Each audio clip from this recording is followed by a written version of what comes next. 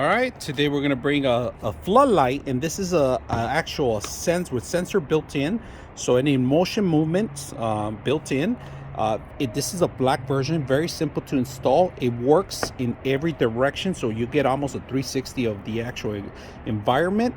We're gonna set it up tonight and set it up and see how it works. But first, I want you to notice in the bottom of it where you have to have the controls. So you got the distance.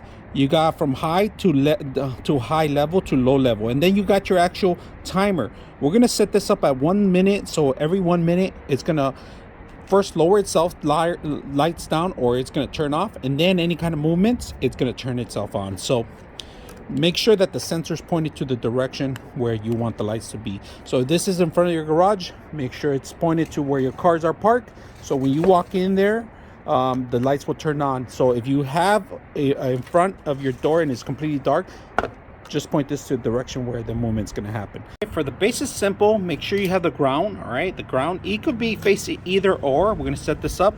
This goes over it, and if you're going to notice, the screw is going to go in the middle, and then we cap it off. All right, so we set up our floodlight on a 12-foot post. We're going to come back at night and point it into this direction here, so you guys can see how dark it is in this direction. I'm going to set it up and come back at night with it.